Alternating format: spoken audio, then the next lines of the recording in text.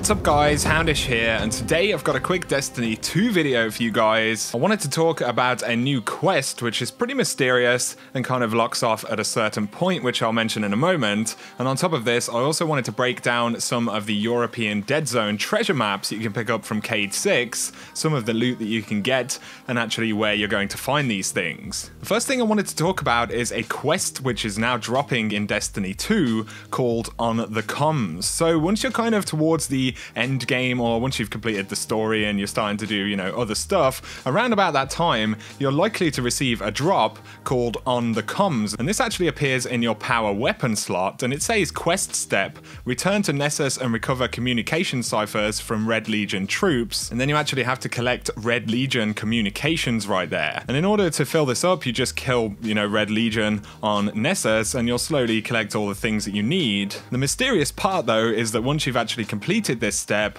as you can see right here from this screenshot, you will get Await the World Eater. And this is another quest step. The decrypted communications indicate something is coming. Look for the arrival of the World Eater. So this is really interesting and pretty exciting stuff right here. Obviously, we don't know what this is just yet. We can't actually make any progress on this at the moment. We have heard about the Leviathan, and that is the supposed name or is related to the raid coming in Destiny 2. We've also seen images of this huge kind of Leviathan ship, very similar to some Destiny 2 concept art, actually appearing in the skybox for Nessus. And interestingly, this quest, you know, takes place on Nessus. So I actually think this could be a quest step for the raid, which is coming up next week. Of course, the Leviathan we know has something to do with the raid in a pretty significant fashion. And like I said, I would actually bet that this is related to the raid and that we're going to have to wait until next week until we can progress. Of course, it could be a different kind of time-gated or yet to be discovered thing,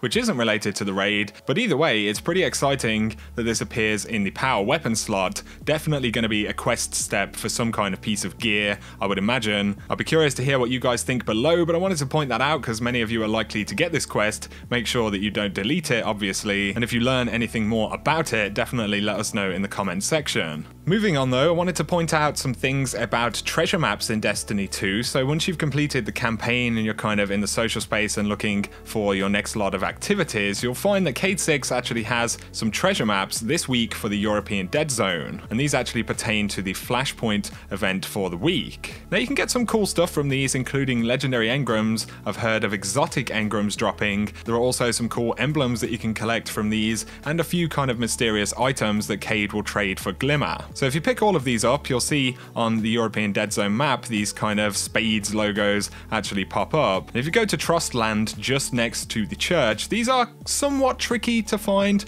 but it's not too difficult, you know, you'll kind of find them before too long. But if you follow the kind of route on screen right here, and then kind of work your way through the buildings, eventually you'll find the first chest in here. And all of the chests are pretty easy to identify once you see them because they're obviously glowing pretty bright. They also have the spades icon on top of them. And from the first chest I get some blue stuff, a mod as well, so you can actually get gear mods from these, which is pretty useful, and a letter fragment right there, which I'll talk about more in a moment. There is another one very close by as well. If you continue through the buildings, you'll have to keep bringing up the map to kind of check the location and how close you actually are to it. But if you find this kind of abandoned bus right here, there's another one located inside, and I actually got a cool item, a spin foil hat right there. You'll find that there is one more located kind of close to the church in the European Dead Zone. You kind of head north from the church and then into the buildings right here, and up on one of these platforms you will actually find another chest. And again, I get some decently leveled blue gear for my current level, which was around about 210 right here. Then there is another location in the north of the European Dead Zone, and you simply need to go to the kind of dark forest area,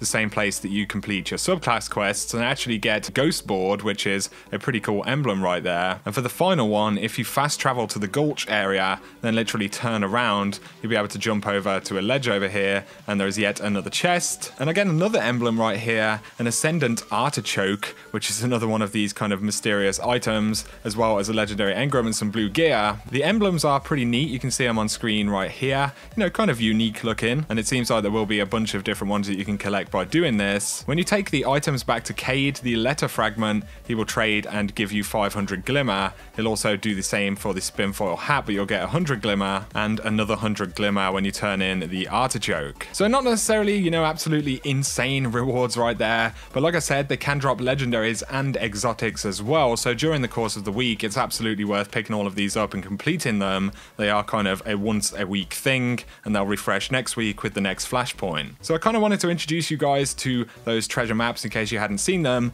and give you the locations roughly for the European Dead Zone this week. They can be a bit tricky to find, but like I said, you'll get them before too long. So I hope you have enjoyed this video anyway, guys. Just a couple of interesting things I wanted to point out. If you did enjoy the video, a like and comment below is appreciated. If you're new to the channel, be sure to hit subscribe to see a lot more Destiny 2 content. But for now, have an awesome day.